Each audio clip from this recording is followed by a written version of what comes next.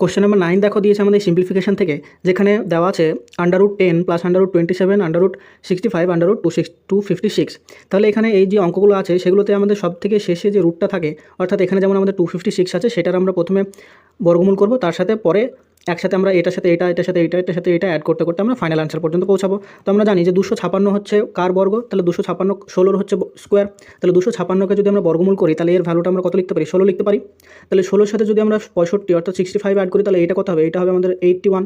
আর 81-এর আমরা যদি বর্গমূল হয় 9 হয়, তাহলে এই 9টা কার সাথে অ্যাড হবে, এই 9টা আমাদের অ্যাড হবে 27-এর সাথে। তাহলে দেখো এই পার্টটা তাহলে 20 √27 প্লাস 9 যদি আমরা করি তাহলে এটা আমাদের কত আসে, √36 হয়। 36 যদি আমরা করি তাহলে এটার বর্গমূল আবার হয়ে যাবে 6। তাহলে এই 6টা কার সাথে অ্যাড হবে, এই 6টা আবার একই রকমভাবে সাইমালটেনিয়াসলি এটা 10-এর সাথে অ্যাড হবে। তাহলে √10 প্লাস 6, তাহলে এটা কত হবে, √16 16 মানে হয় 4। তাহলে এটা হয়ে যাবে আমাদের অ্যান্সার, যেটা অপশন নাম্বার ডি হয়ে যাবে সঠিক উত্তর।